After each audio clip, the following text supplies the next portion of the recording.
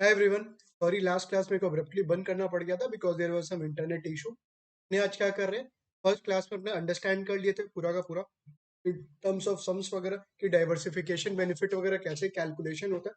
But यहाँ पे calculation का सच डाइवर्सिफिकेशन बेनिफिट का जरूरत नहीं है। बट टेक्स्ट में ये लोग लिखा हुआ है कि what do we mean by diversification benefit. ये लोग टेक्सचुअली लिखा है lower the correlation what higher is the diversification benefit. But ये लाइन कोई को समझ में आए तो आए कैसे, शायद ही समझो, शायद ही समझो अपने क्लास नंबर 1 में। राइट। और वो जो सम्स है ना स्टैंडर्ड डिविएशन वगैरह, वो अपने आगे वाले चैप्टर्स में आएगा ही काम। मतलब will have to do all those sums and those sums are very very important for you, बहुत ज्यादा इंपॉर्टेंट भी है। प्लस वो जो डाइवर्सिफिकेशन बेनिफिट का कॉन्सेप्ट है ना, इधर अगर कोरिलेशन कम हो, डाइवर्सिफिकेशन बेनिफिट क्या, डाइवर्सिफिकेशन में बेनिफिट ज्यादा। इसको एक बार सोचने का ट्राई करें, इसको एक बार इस लाइन को एक बार सोचने का ट्राई करें। सर कोरिलेशन कम, 1 की जगह 0.7, 0.3, नेगेटिव हो तो और बढ़िया। नेगेटिव हो तो और बढ़िया क्यों? क्योंकि स्टैंडर्ड डिविएशन का फॉर्मूला याद है, जो थर्ड वाला कंपोनेंट है वो अगर नेगेटिव हो गया, वो अगर नेगेटिव, स्टैंडर्ड डिविएशन कम। स्टैंडर्ड डिविएशन कम मतलब क्या, डाइवर्सिफिकेशन बेनिफिट ज्यादा। Lower the correlation, lower the SD, higher is the diversification. ठीक है। तो अपने लास्ट क्लास में जो मैं बोल रहा था आपको, एलओएस नंबर ए में टेक्सचुअली लिखा है, मैं दिखा रहा हूँ देखो। Describe the portfolio approach to investing. सबसे पहला बात बोल रहा है कि पोर्टफोलियो अप्रोच का मतलब बताओ इन्वेस्टिंग के लिए। डिस्क्राइब करो, कैलकुलेशन नहीं बोल रहा, डिस्क्राइब करो। बट अपने क्लास में कैसे किए, पहले कैलकुलेशन करवाया और उससे से आपको डिस्क्राइब करके अब मतलब we will link next 10-15 minutes पूरा का पूरा एलओएस को मैं कंप्लीट करवा दूंगा कि यार टेक्स्ट में क्या लिखा हुआ है और अपने क्लास में क्या किए, so that you will be able to understand practical thing plus what. Right. तो एलओएस ए क्या बोला, describe the portfolio approach to investing. And if you see, पूरा का पूरा क्या है यहाँ पे, थ्योरी है, पूरा का पूरा थ्योरी। तो चलिए अब इस चीज को लिंक करें, इस थ्योरी में क्या लिखा हुआ है उस चीज को अपने सम्स के साथ लिंक करें। देखो क्या बोलता है पोर्टफोलियो अप्रोच, क्या बोलता है यार कोई भी स्टॉक है ना, से इन्फोसिस, उसका अपने जो रिस्क है और उसका जो रिटर्न है, let's not understand, let's not look that risk and return in isolation basis. जब जब इन्फोसिस को बाई कर रहे हो ना, इन्फोसिस को बाई कर रहे हो तो उसको आइसोलेटेड, आइसोलेटेड मैनर में मत देखो सर उसको, मतलब उसका रिस्क और रिटर्न को आइसोलेटेड बेसिस पे मत देखो। इसके पर्सपेक्टिव से देखो, पोर्टफोलियो के पर्सपेक्टिव। कि यार आपके अगर पोर्टफोलियो में अगर वो स्टॉक आएगा, कि जब वो पोर्टफोलियो में स्टॉक आएगा तो आपके पोर्टफोलियो का एक्सपेक्टेड रिटर्न, आपके पोर्टफोलियो का स्टैंडर्ड डिविएशन क्या बन जाएगा, आपके पोर्टफोलियो का एक्सपेक्टेड रिटर्न, कौन सा एक्सपेक्टेड रिटर्न, ये वाला पोर्टफोलियो का, और स्टैंडर्ड डिविएशन क्या हो जाएगा। ये समझा कि जब भी आप स्टॉक बाई करते हो ना, तो वो स्टॉक का आइसोलेटेड बेसिस पे, स्टैंड अलोन बेसिस पे, just not look after the risk and return, you should look what, portfolio basis. Portfolio approach के पॉइंट ऑफ व्यू से स्टॉक को क्या करो, इवेल्युएट। क्यों सर, क्यों? कि अगर आप सिर्फ सिंगल स्टॉक पे पूरा का पूरा पैसा लगाते हो, इन्फोसिस पे अगर पूरा का पूरा पैसा लगाते हो, that is known as concentration risk. तो रिस्क बियर कर रहे हो। If you are putting 100% of your money in Infosys, that is actually what, concentration या कॉन्सेंट्रेटेड रिस्क। कॉन्सेंट्रेटेड मतलब क्या होता है कि सर एक जगह पूरा का पूरा पैसा लगा, एक जगह पूरा का पूरा पैसा लगा। सर अगर लगा भी दिए तो क्या, क्या हुआ, लगा भी दिए तो क्या हुआ। देखो जैसे कोई के मन में आया अगर बाई चांस कि मान लीजिए सर स्टॉक ये है, उसका रिटर्न देखिए 20% है और एसडी कितना है 10%। एसडी कितना, 10%, बढ़िया है कि सर 20% में लगा देंगे रिटर्न, और उसका रिस्क या स्टैंडर्ड डिविएशन क्या, 10%। सर आप तो बोल रहे थे पोर्टफोलियो में लगाओ, पोर्टफोलियो का रिटर्न तो कम है।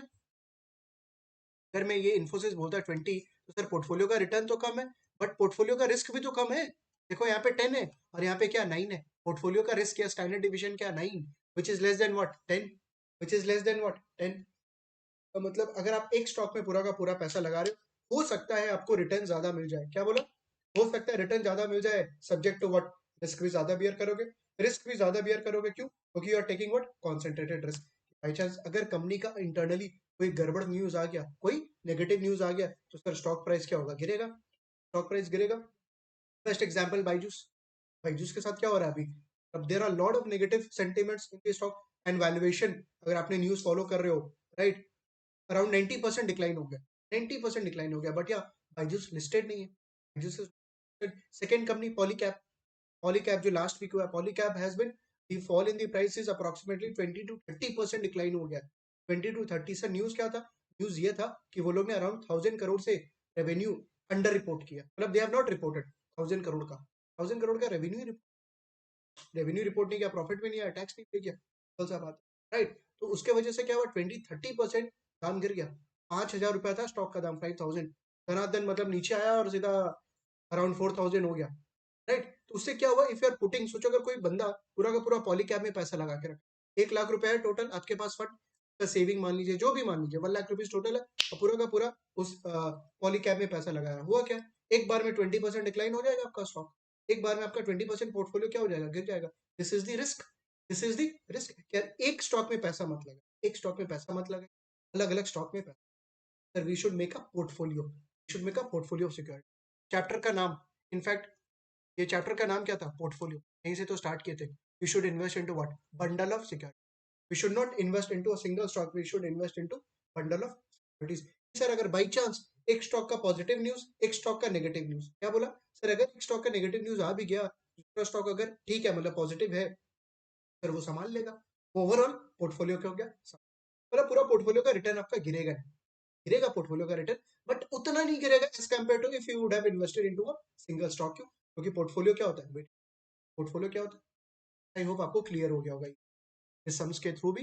यार हाँ सर, पूरा का पूरा अगर पैसा लगाते स्टॉक ए के अंदर में, तो यार स्टैंडर्ड डिविएशन क्या 10%, वेयर एज सर पोर्टफोलियो का रिस्क कितना, स्टैंडर्ड डिविएशन कितना 9%। और यहाँ पे तो मैंने क्या लिया है, कोरिलेशन 1 लिया है, correlation 1 which is the extreme scenario. Sir अगर कोरिलेशन कम हुआ तो स्टैंडर्ड डिविएशन तो और कम हो जाएगा, कोरिलेशन अगर कम हुआ तो स्टैंडर्ड डिविएशन तो और कम हो जाएगा। ये समझ में आ रहा है अब आपको, ये सब चीज, यार ये सब लाइन आपको कैसे समझ में आएगा टेक्स्ट में, प्रोवाइडेड अब ये सम्स को साथ साथ देख, देन ओनली यूल बी। अब तो देखो आपको सम देखने का जरूरत भी नहीं पड़ेगा, बिकॉज अब आप जब टेक्स्ट पढ़ोगे तो आराम से समझ, और वो जो टेक्स्ट पढ़ेंगे कि अपनी जो डिस्कस कर रहे हैं, we are able to link with each and everything, right? तो पहला पॉइंट क्या बोला कि सर सबसे पहला, स्टॉक का एक्सपेक्टेड रिटर्न और रिस्क है उसको आइसोलेशन बेसिस पे मत देखे, we should look what, overall portfolio basis.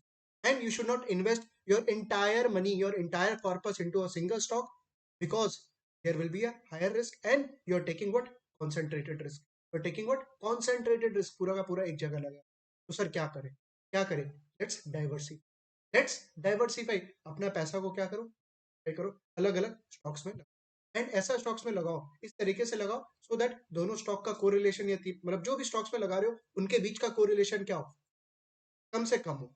Sir correlation कैसे कम हो, फॉर एग्जांपल आईटी में लगाया, फार्मा में लगाया, मतलब एक्सट्रीम वाला, अगर बूम हुआ तो आईटी संभालेगा, रिसेशन हुआ तो फार्मा, समझ में आ रहा है? तो रिसेशन हुआ तो सर फार्मा संभाल लेगा, राइट? तो आप ऐसा स्टॉक्स में लगाओ जिससे आपको पता हो कि यार कोरिलेशन क्या, नेगेटिव है, बट रियल लाइफ में तो नेगेटिव होता नहीं है, जितना कोरिलेशन कम हो उतना कोरिलेशन, तो जितना कोरिलेशन कम हो रहा है, 1 + 1 से 0.7 हुआ, उतना रिस्क क्या हो रहा है, कट रहा है। मतलब बेनिफिट ऑफ डाइवर्सिफिकेशन क्या, बेनिफिट ऑफ डाइवर्सिफिकेशन क्या, तो सर डाइवर्सिफिकेशन बेनिफिट से फायदा क्या होता है, डाइवर्सिफिकेशन से फायदा क्या होता है, डाइवर्सिफिकेशन से फायदा ये होता है, ऑप्शन नंबर ए, ठीक है, ऑप्शन नंबर ए बोल रहा हूँ, आपको बोलना है, आंसर देना है। Option number A, it reduces the risk, second it eliminates the risk, there is a difference दोनों ऑप्शन में। पूरा सा डाइवर्सिफिकेशन से बेनिफिट क्या होता है, ऑप्शन नंबर ए बोला कि सर रिस्क क्या होता है, रिड्यूस होता है, सेकंड बोला रिस्क एलिमिनेट हो जाता है, खत्म हो जाता है। अरे कहीं भी रिस्क खत्म हुआ है क्या, रिस्क जीरो हुआ है क्या, जीरो, स्टैंडर्ड डिविएशन जीरो हुआ है, नहीं। जब भी आप डाइवर्सिफिकेशन कर रहे हो ना, सर मेरा जो रिस्क है ना वो एलिमिनेट नहीं होता है। अरे देखो यहाँ से दिख भी रहा है आपको, जब भी आप डाइवर्सिफिकेशन और भी स्टॉक्स में लगा रहे हो, प्रोवाइडेड कोरिलेशन अगर कम है, तो सर मेरा स्टैंडर्ड डिविएशन क्या हो रहा है, कम हो रहा है, 9 से 1 हुआ, दिस इज द एक्सट्रीम। और देखो कोरिलेशन और कम हुआ, सर 8.31, और कम हुआ 5, स्टैंडर्ड डिविएशन क्या होता है, कम, क्या होता है, क्या बोला, third point, sir diversification benefit से फायदा क्या होता है, it reduces the, it does not eliminate the risk, important line है ये, रिस्क खत्म नहीं होता लेकिन पक्का रिड्यूस। पोर्टफोलियो या डाइवर्सिफिकेशन बेनिफिट से मेरा एक्सपेक्टेड रिटर्न इंक्रीज होता है क्या, एक्सपेक्टेड रिटर्न इंक्रीज होता है क्या, एक्सपेक्टेड रिटर्न इंक्रीज नहीं होता, ऐसा वेटेड एवरेज। मैं बोल रहा हूँ कि डाइवर्सिफिकेशन बेनिफिट से अगर तुम स्टॉक ए में पैसा लगाता तो कितना कम आता, expectation was what 20, stock B में लगाता तो कितना कम आता 15, भी कम होगा क्योंकि रिस्क भी ज्यादा, रिस्क भी कम है, स्टॉक बी में रिस्क भी कम है। बट जब तुम ओवरऑल पोर्टफोलियो में लगाया, there is an expectation that you will earn what 15 point, कोई के मन में आ रहा होगा सर स्टॉक ए में लगा देते ना 20 कमा सकते थे। अरे यार तुम रिस्क भी तो देखो, you are taking higher risk ना, 10%। सर जब पोर्टफोलियो में लगाया 17.5 का एक्सपेक्टेशन, रिस्क कितना, नहीं तो रिस्क कम हुआ है कि नहीं, बिल्कुल हुआ। तो यार शॉर्ट शॉर्ट आपका रिस्क तो कम हो जाएगा in case of diversification, but हाँ, जो रिटर्न है वो बढ़ेगा नहीं, वो बढ़ेगा नहीं। अपने तो ये चाहते हैं ना, हम सेकंड अपने क्या चाहते हैं, रिटर्न बढ़े। ये नॉर्मल ह्यूमन नेचर, रिस्क कम से कम ले और रिटर्न ज्यादा से ज्यादा चाहिए। बट पोर्टफोलियो के अंदर में डाइवर्सिफिकेशन बेनिफिट से क्या होगा, आपका रिस्क तो कम हो जाएगा, आपका एक इच्छा तो कंप्लीट हो जाएगा, पूरा हो जाएगा, बट दूसरा इच्छा, अरे सारा चीज थोड़ी मिल सकता है यार। दोनों मतलब लाइक कि भाई मतलब रिस्क भी कम हो जाए और रिटर्न भी ताबड़तोड़ हो, हाईएस्ट रिटर्न, ऐसा पॉसिबल नहीं होता, ऐसा पॉसिबल नहीं होता। इट्स नॉर्मल कि यार जिस चीज में आपको रिटर्न ज्यादा चाहिए उसमें आपको रिस्क भी ज्यादा लेना पड़ेगा, जिस चीज में सर रिटर्न भी ज्यादा चाहिए उसमें रिस्क भी ज्यादा लेना पड़ेगा, जिस चीज में आपको रिस्क कम चाहिए उसमें रिटर्न भी क्या आएगा, कम। दोनों साथ साथ चलता है, रिस्क रिटर्न दोनों साथ साथ चलता है। कोई भी स्टॉक को ना यार तुम सिर्फ रिटर्न बेसिस पे नहीं कैलकुलेट कर सकता है या ले सकता है, you have to check what risk. और सबसे पहले आपको क्या देखना चाहिए, सबसे पहला क्या देखना चाहिए, रिस्क, उसके बाद क्या, रिटर्न, उसके बाद क्या, रिटर्न। एक होता है ना सर स्टेप वन, उसके बाद होता है स्टेप टू। स्टेप वन में क्या, रिटर्न पहले या रिस्क पहले, सबसे पहला रिस्क, स्टेप वन में सबसे पहला, उसके बाद क्या। क्योंकि अगर रिस्क ज्यादा है ना, देयर इज अ प्रोबेबिलिटी कि उसका रिटर्न भी क्या होगा, ज्यादा। तो रिस्क अगर कम है तो देयर इज अ प्रोबेबिलिटी क्या होगा, कम। मतलब रिस्क एंड रिटर्न क्या म्यूचुअली एक्सक्लूसिव है कि नहीं, risk and return are mutually exclusive और not, no they are not mutually exclusive, they go hand in hand. जैसे शादी हो जाता है ना हैंड इन हैंड दोनों जन का, वैसे ही चलने वाला है, रिस्क भी जैसे चलेगा रिटर्न भी। ये दो, those are not mutually exclusive. Mutually exclusive का मतलब क्या हुआ, वन ऑफ देम, क्या तो तुम रिस्क देख लो क्या तो रिटर्न देख लो, नहीं, क्या बात हुआ सर, दोनों को साथ में, दोनों को साथ में देखना होगा। और सबसे पहले किसको देखेंगे, रिस्क, उसके बाद किसको देखेंगे, सबसे पहले रिस्क उसके बाद क्या। समझ में आ रहा है आपको एलओएस ए में क्या क्या चीज है। तो सबसे पहला क्या, स्टॉक को आइसोलेशन में नहीं देखना, ओवरऑल पोर्टफोलियो बेसिस पे देखना। बिकॉज अगर तुम एक जगह से पूरा का पूरा पैसा लगाएगा, कौन सा रिस्क ले रहा है तुम, कौन सा रिस्क ले रहा है, concentrated risk, concentrated risk. Second क्या बोला सर, पैसा को क्या करो, diversify to enjoy what, lower the correlation higher is the diversification. और यहाँ पे नंबर्स वगैरह के थ्रू अपने देख, राइट। डाइवर्सिफिकेशन बेनिफिट से फायदा क्या होता है, दोनों फायदा मिलेगा क्या, कि सर रिस्क भी कम हो जाए और रिटर्न भी बढ़ जाए, नहीं, एक इच्छा पूरा होगा, कौन सा वाला इच्छा, रिस्क कम, रिस्क कम, रिस्क कम होता है या एलिमिनेट होता है, रिस्क कम हो जाता है, रिस्क कम हो जाता है, मतलब diversification actually what reduces the risk, it does not eliminate the risk. Sir return भी ज्यादा चाहिए भाई, वो पॉसिबल नहीं होगा, सब कुछ पूरा नहीं हो सकता, एक एक इच्छा पूरा हो सकता है, कौन सा इच्छा, रिस्क कम हो जाए, रिस्क, इज इट फाइन, समझ में आ रहा है। Also risk and return are not mutually exclusive, तो दोनों को साथ साथ साथ में। पोर्टफोलियो जो होता है ना, portfolio of securities, it reduces the volatility, volatility कम करता है क्या पोर्टफोलियो, हाँ सर करता है, देखो ना कम किया ना। आप ये जो स्टैंड वोलेटिलिटी मतलब स्टैंडर्ड डिविएशन कम कर रहा है ना, obviously depending on the correlation, correlation के ऊपर में डिपेंड कर रहा है, और स्टैंडर्ड डिविएशन या वोलेटिलिटी क्या हो रहा है, कम हो रहा है। बट हाँ, कभी भी पोर्टफोलियो आपको कोई गारंटी नहीं देता है, portfolio does not give you a guarantee, क्या तुम पोर्टफोलियो में लगा दिया, कोई लॉस नहीं होगा। तो आपको कोई डाउनसाइड का गारंटी नहीं दे रहा पोर्टफोलियो, कि भाई तुम पोर्टफोलियो में लगा ले, एक सिक्योरिटी में नहीं, you can invest into 5 securities and आपका रिस्क खत्म हो जाएगा, ऐसा कुछ नहीं बोल रहा हूँ। कभी भी ये चीज सुनना भी मत, मतलब ये चीज समझना भी मत, बोलूंगा तो नहीं बट समझना भी मत, कि भाई पोर्टफोलियो में लगा लिया और रिस्क खत्म, खत्म भी नहीं। रिस्क क्या हो जाता, कम। Portfolio what reduces the volatility, does not kill the volatility, kill kill खत्म नहीं करता है, एलिमिनेट नहीं करता है, बट क्या करता है, कम कर देता है, यूज कर देता है। एक चीज बोला sir, portfolio what reduces the volatility, it does not give you a guarantee, it does not give you a guarantee, और डाउनटर्न को वो नहीं करता, खत्म नहीं करता डाउनटर्न को। डाइवर्सिफिकेशन का बहुत ज्यादा वो बोल रहे हो, बढ़ाई कर रहे हो, डाइवर्सिफिकेशन का बहुत ज्यादा बढ़ाई कर दी है। जैसे lower the correlation higher the diversification benefit, एक जगह नहीं लगा के आप 10 स्टॉक में पैसा लगाइए, सो दैट आपका वेटेड एवरेज रिटर्न क्या हो, ठीक ठाक हो। बट हाँ, फायदा क्या होता है, standard deviation, this is true, this is true in case of normal time.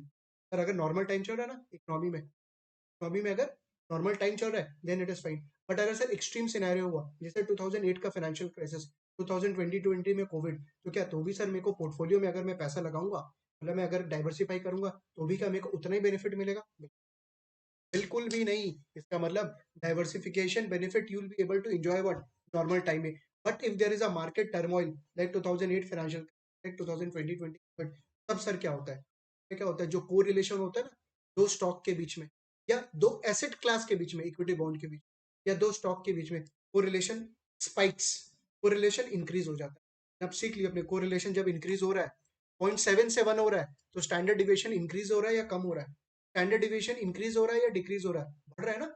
अरे 0.7 से अगर 1 हुआ तो सर 9 हो जाएगा, तो obviously standard deviation what increase, और स्टैंडर्ड डिविएशन अगर इंक्रीज हो गया तो benefit of diversification will what, standard deviation या वोलेटिलिटी अगर बढ़ता है, benefit of diversification, sir, benefit of diversification works best in the normal time, but if in case of market turmoil in the extreme scenarios, the correlation what spikes, correlation spikes during the crisis, and ultimately सब कोई क्या करता है, Covid के time पे जैसे मैंने example दिया था फर्स्ट क्लास में, सब कोई क्या किया, स्टॉक मार्केट से पैसा निकाला और कहाँ पे पैसा डाला, कहाँ पे पैसा डाला, some safety assets like for example gold, for example treasury, US treasury, government treasury bonds, वो सब सारा के अंदर में पैसा डाला ताकि वो लोग का जो पैसा वो क्या रहे, the benefit of diversification you can enjoy in the normal time, whereas in case of extreme scenario it does not work because correlation spikes during what crisis, and ultimately people want to look for some safer class golden. Yes, is it clear, समझ में आ रहा है आपको?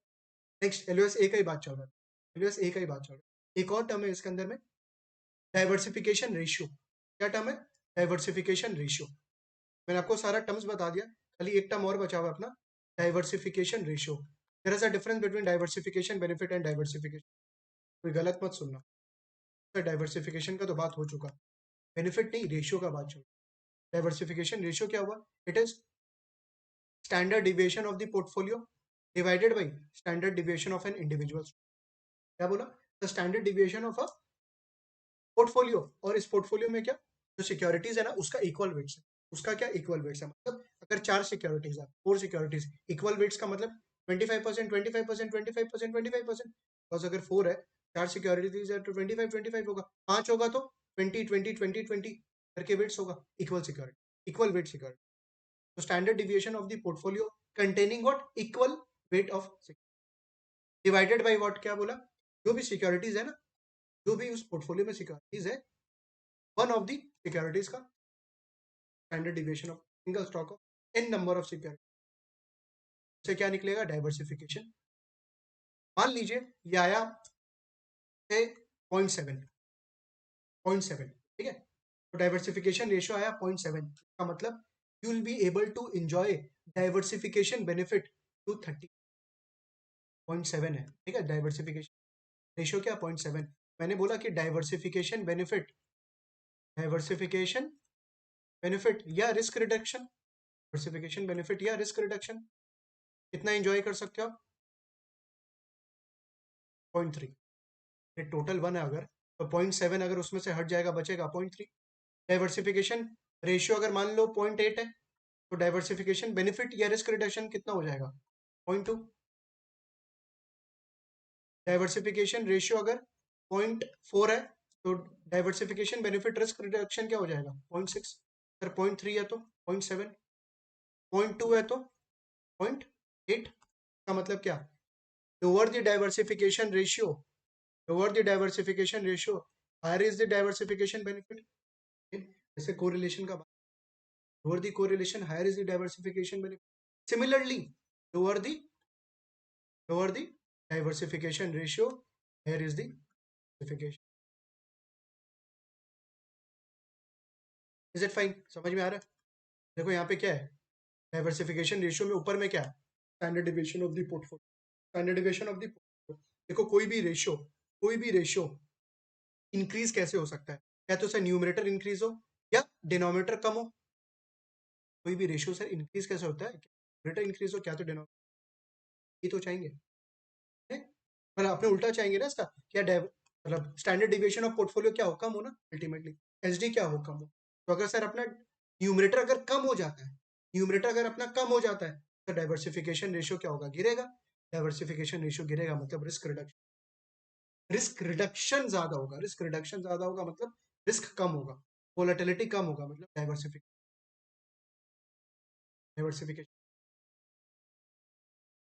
Right, तो ये आपका LOS number ए था जो कि पूरा का पूरा कम, राइट, बट तुम देख रहे अगर मैं सिर्फ थ्योरी पढ़ाता आपको कुछ नहीं समझ में आता, यहाँ पे मैं अगर डाइवर्सिफिकेशन बेनिफिट वगैरह पढ़ाता आपको, को रिलेशन बीच में बोल देता, लोअर दी को रिलेशन है दी डाइवर्सिफिकेशन, कुछ भी नहीं आपके पल्ले पर, would have not understood a single thing, but हाँ जब ये सम्स के थ्रू बताया ना, ये नंबर्स के थ्रू बताया, तब तुम को रिलेट कर पाओ, यार जब को रिलेशन कम कर रहे थे ना सर, खासकर जब नेगेटिव ले रहे थे तो स्टैंडर्ड डिविएशन जोर से कम हुआ और बेनिफिट ऑफ डाइवर्सिफिकेशन। ये अपना एलओएस नंबर ए।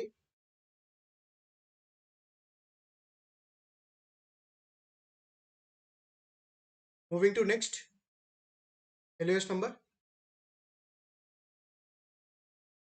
एलओएस अपना कंप्लीट हो गया। LOS number B, describe the steps in the portfolio management. पूरा कि क्या क्या स्टेप्स परफॉर्म करोगे आप portfolio management. LOS number steps in portfolio management. PM लिख रहा हूँ, हाँ, पोर्टफोलियो मैनेजमेंट। ये आप हो। आप कौन हो? Portfolio manager. पोर्टफोलियो मैनेजर बहुत इंटरेस्टिंग है एलओएस नंबर भी, ध्यान से सुनिएगा। और मैं ट्राई कर रहा हूँ थोड़ा स्टोरी बिल्डअप करके ताकि आपके दिमाग में बैठ जाए चीजें। You are the portfolio manager, बहुत खुश, सर सीएफए कंप्लीट हो गया। सीएफए चार्टर होल्डर बन गए, पोर्टफोलियो मैनेजर का जॉब लग गया। भैया सर पोर्टफोलियो मैनेजर क्या करता है? पैसा मैनेज करता है। पैसा मैनेज करता है किसका? क्लाइंट का। किसका? यहाँ कौन है? क्लाइंट है जो कि उदास है। ठीक है, यार कुछ कैसा डायग्राम बना रहा हूँ सो दैट आपके दिमाग में बैठ जाए। ये क्लाइंट है आपका। You are mister P, portfolio manager, and mister C is what? Client. Sir client के पास क्या है? गाना सुना ही होगा ना, पैसा पैसा क्यों करती है, पैसे पे क्यों इतना मरती है। ठीक है, तो क्लाइंट के पास पैसा है, बट क्लाइंट को पता नहीं है ये पैसा कैसे मैनेज करे। क्लाइंट को पता नहीं है ये पैसा कैसे मैनेज करे। क्लाइंट के पास हो सकता है जॉब से पैसा आया होगा या बिजनेस से पैसा आया होगा। तेरे पैसा मैनेज कैसे करे, मतलब इस पे रिटर्न कैसे कमाए। तो वो किसके पास जाएगा अपना पैसा लेके? रिटेंशन में वो किसके पास जाएगा अपना पैसा लेके? पोर्टफोलियो मैनेजर के पास जाएगा। पोर्टफोलियो मैनेजर के पास जाएगा। पोर्टफोलियो मैनेजर खुश क्योंकि उसके पास क्या आया? पैसा। अगर पैसा आया तो उसको खुश क्यों होगा? उसका पैसा थोड़ी है, वो तो क्लाइंट का है। अरे भाई वो अगर रिटर्न कमाएगा तो उसको क्या मिलेगा? Will charge what fees. Free में थोड़ी कोई पैसा मैनेज करेगा। तुम इतना मेहनत किया, 2-3 साल लगा के कैफे अपना कंप्लीट किया है, जॉब मिला है, तो क्या वहां पे फ्री में थोड़ी करने बैठा है? You will charge what fees. आप मतलब आपका कंपनी जो है वो फीस चार्ज करेगा, राइट, और उसके बदले में आपको तो मतलब सैलरी वगैरह मिलेगा। तो पोर्टफोलियो मैनेजर यहाँ पे खुश हो गया। पोर्टफोलियो मैनेजर यहाँ पे खुश हो गया because he is getting what fees, और उसके पास क्या आ रहा है? पैसा आ रहा है। क्लाइंट का मैनेज कर। क्लाइंट ऐसे ही पोर्टफोलियो मैनेजर को पैसा दे देगा बिना उसका वेरिफिकेशन किए, बिना दोनों जन एक दूसरे को जाने। क्या बस ऐसे ही पैसा ले लेगा पोर्टफोलियो मैनेजर? सर हम रहते तो ले लेते। अरे तुम रहता तो ले लेता, क्लाइंट थोड़ी दे देता तुमको। क्लाइंट तो आपसे बात करेगा। सोचो फर्स्ट मीटिंग हो रहा है, क्या हो रहा है सर? फर्स्ट मीटिंग हो रहा है, आप बैठे हो, क्लाइंट बैठा है। अब बात करेंगे यार दोनों में क्या क्या। That is the steps in the portfolio. ये समझ में आ रहा है कि सर क्लाइंट के पास पैसा है, पोर्टफोलियो मैनेजर को मैनेज करने का मन है। वो क्लाइंट उसके ऑफिस में आया, किसके ऑफिस में? पोर्टफोलियो मैनेजर के ऑफिस में आया, सामने बैठा है आपके। You are the portfolio manager in the story. आपके सामने क्लाइंट है। देखना बात क्या क्या क्या बात हो रहा है, मतलब अपने स्टेप्स फॉलो करेंगे in the portfolio management process. What will be the process that we will follow? सबसे पहला स्टेप है planning. First step is plan. वो क्लाइंट पैसा दे रहा है तो वो फ्री में तो देगा नहीं, राइट, और आपको फ्री में लेना भी नहीं चाहिए। तो क्या सबसे पहले आप क्लाइंट को तो समझो। क्या समझो? First we will understand about the, क्या बोला sir? Under the planning step first we will do what? Understanding of the client. Understanding the client. Understanding of the client मतलब क्लाइंट से क्या बातचीत करेंगे? एक तो the understanding of the client, but client से कुछ बातचीत तो करेंगे तभी तो क्लाइंट को समझेंगे। कुछ बातचीत करेगा। क्या बातचीत करेगा?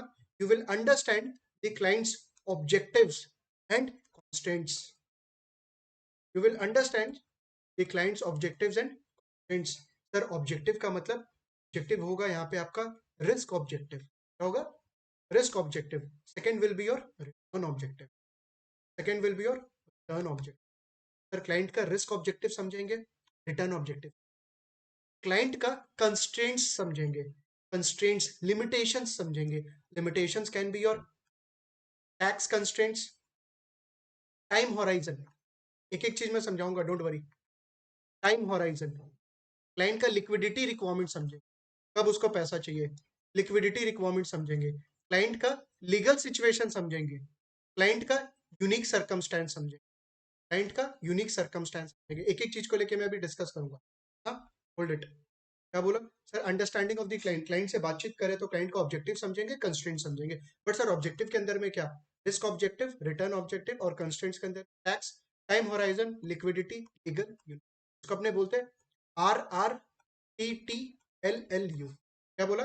RRTTLLU। RRTTLL। समझ में आ गया? परफेक्ट। देखो बहुत ज्यादा मैं अभी ड्रिल नहीं कर पाऊंगा बिकॉज अपने एक जो चैप्टर है ना, basics of portfolio management and construction, जो नेक्स्ट वाला रीडिंग है, उसमें अपने RRTTLLU में एकदम डिग करके समझेंगे। बट अभी मेरे को एक बार अंडरस्टैंडिंग ऑफ क्लाइंट के लिए आपको थोड़ा बहुत तो बताना पड़ेगा, देन ओनली आप समझ पाओगे यार ऑब्जेक्टिव एंड कंस्ट्रेंट्स का मतलब।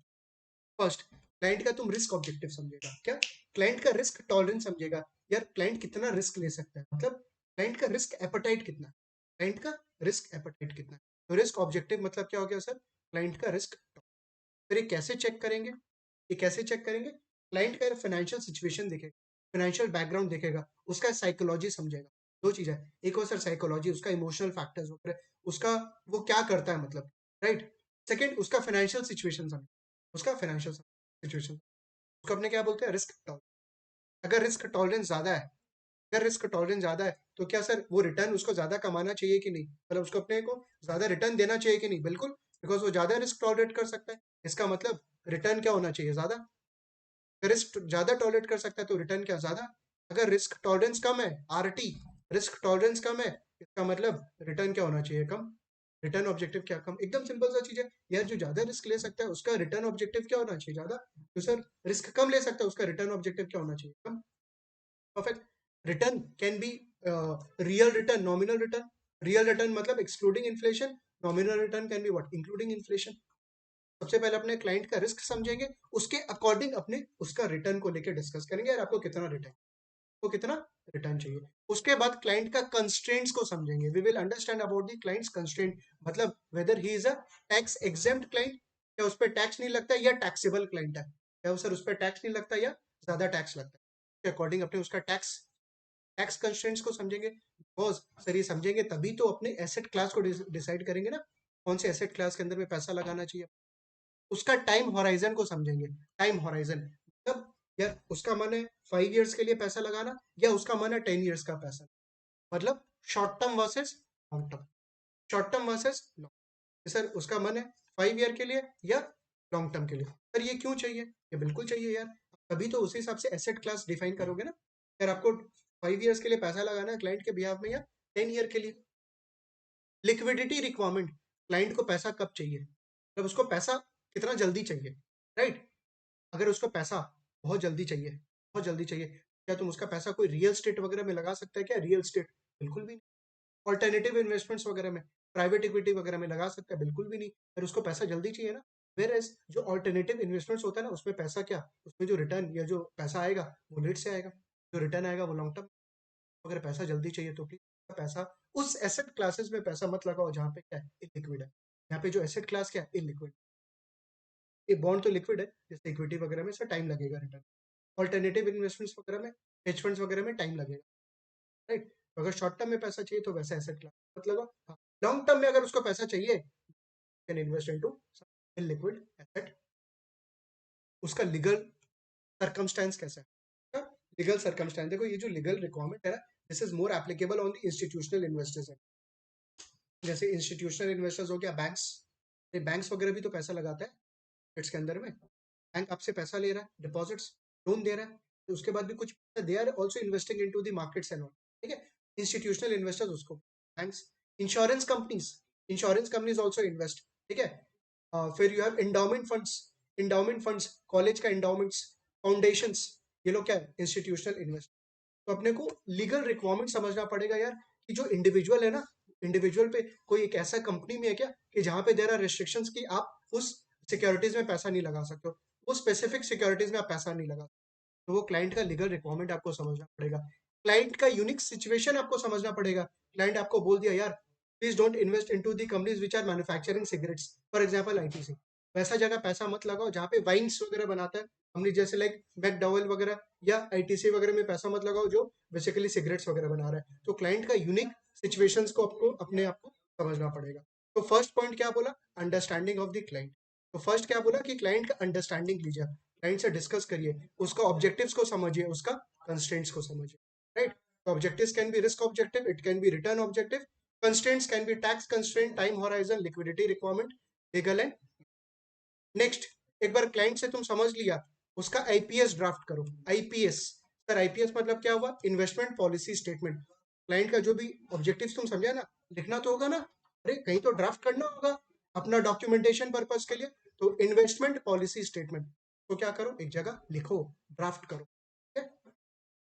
Third, identifying the benchmark. Third is identifying the benchmark. Benchmark को आइडेंटिफाई करो। क्या करो, बेंचमार्क को आइडेंटिफाई करो। मतलब सर, जो क्लाइंट अपने को पैसा दिया ना, जो क्लाइंट अपने को पैसा दिया, उसका एक्सपेक्टेशन क्या है कि अपने रिटर्न जनरेट करेंगे, अपने रिटर्न जनरेट करेंगे। अपने रिटर्न जनरेट करके दिए उसको 15%, अपने रिटर्न जनरेट करके दिए कितना, 15%। बट दैट 15% इज हायर और 15% इज लोअर। क्या 15% अच्छा है या 15% खराब है, सर वो तो बेंचमार्क बताएगा। बेंचमार्क बताएगा कि यार बेंचमार्क जो है, मतलब आपने आइडेंटिफाई किया कि यार Nifty 50 will be the benchmark for that portfolio manager. That portfolio manager 15% return generate करके दिया। Nifty 50 which is the index, it has generated 17%। तो क्या पोर्टफोलियो मैनेजर ज्यादा रिटर्न जनरेट करके दिया या कम, कम रिटर्न करके दिया, राइट। आपको Nifty 50 was able to generate 17, आपने जो पोर्टफोलियो मैनेजर है उसने कितना कितना रिटर्न दिया, सिर्फ 15%।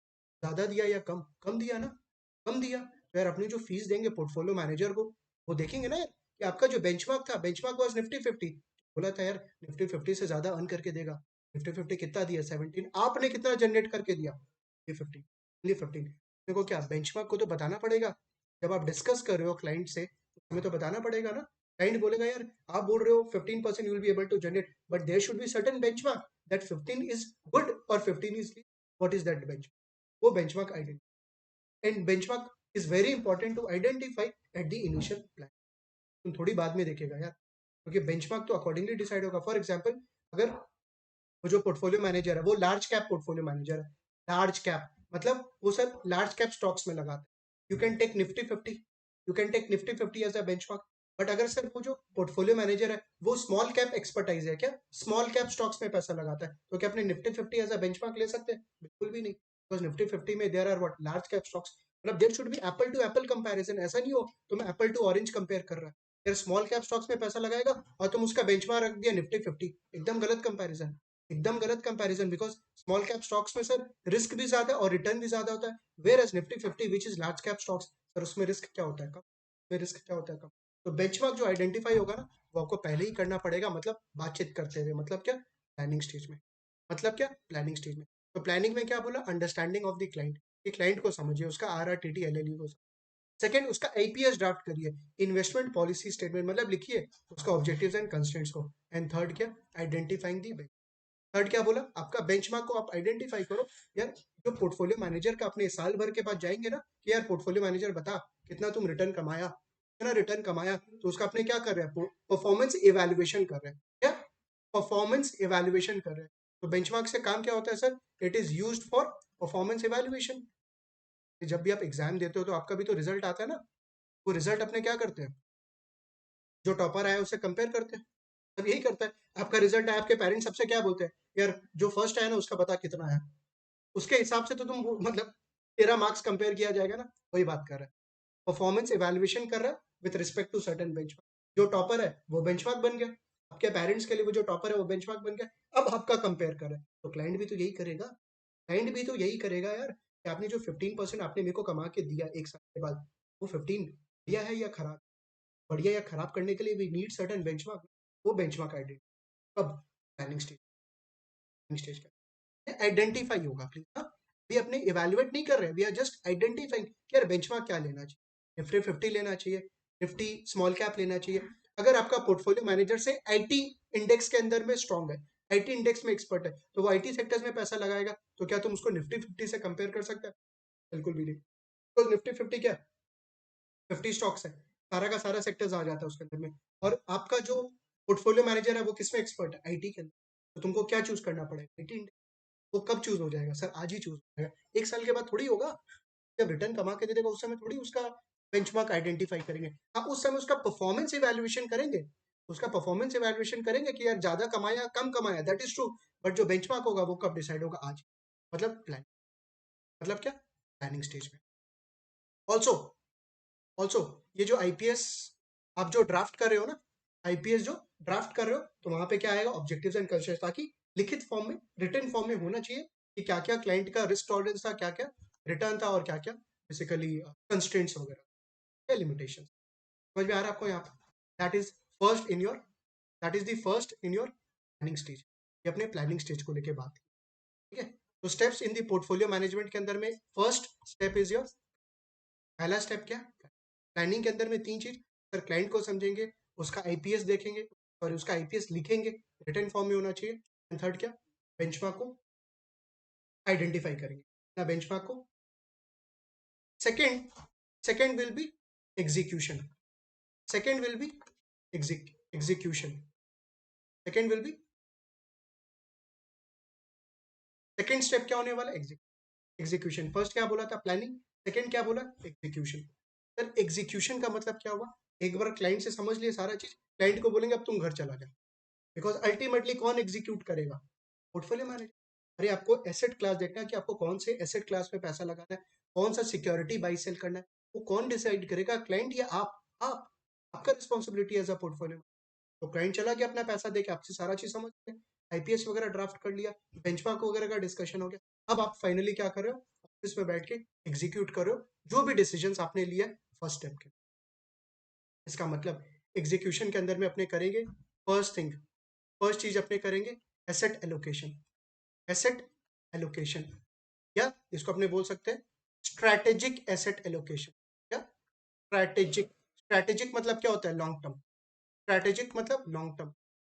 और इसको अपने बोल सकते हैं target asset allocation, target asset. Because अपने को नहीं पता यार एमसीक्यू में कैसे पूछेगा, तो आपको सारा टर्म्स पता होना चाहिए यहाँ पे। एसेट एलोकेशन और स्ट्रैटेजिक एसेट एलोकेशन और टारगेट एसेट एलोकेशन। स्ट्रैटेजिक का मतलब क्या? लॉन्ग। सेकेंड, एसेट एलोकेशन को लेके मैं डिस्कस करूंगा, पहले लिखवा रहा हूँ। एग्जीक्यूशन का मतलब क्या हुआ? पहले एसेट एलोकेशन डिसाइड करेंगे, उसके बाद सिक्योरिटी सिलेक्शन, उसके बाद क्या? सिक्योरिटी, कौन सा सिक्योरिटी अपने बाई करेंगे वो चीज पे लेके डिस्कस करें। And third would be portfolio construct, ultimately buy sell करेंगे, पोर्टफोलियो कंस्ट्रक्शन होगा। पोर्टफोलियो कंस्ट्रक्शन होगा मतलब भैया, भैया। नेक्स्ट क्या होगा? Portfolio construction which will be what? Buy या सेल, मतलब स्टॉक को बाई या सेल करेंगे डिपेंडिंग ऑन जो भी यहाँ पे अपने स्टैंड, राइट। ऑब्वियसली मेरे को और भी चीज डिस्कस करने वाले भी अपने यहाँ पे कंप्लीट नहीं हुआ, बट अपने नेक्स्ट क्लास के अंदर में एग्जीक्यूशन स्टेप समझेंगे और लास्ट में feedback steps. 3 steps are there, planning, execution, feed. तो प्लानिंग स्टेप अपने अच्छे से समझ लिए इस क्लास के अंदर में। सेकंड, एग्जीक्यूशन को मैंने सिर्फ यहाँ पे टच किया, सिर्फ लिखवाया, अभी समझाया नहीं है। And third will be what? Feed. अपने नेक्स्ट क्लास के अंदर में एग्जीक्यूशन और फीडबैक कंप्लीट करेंगे, और उसके बाद समराइज कर दूंगा प्लानिंग, एग्जीक्यूशन, फीडबैक कैसे, राइट। Take care guys.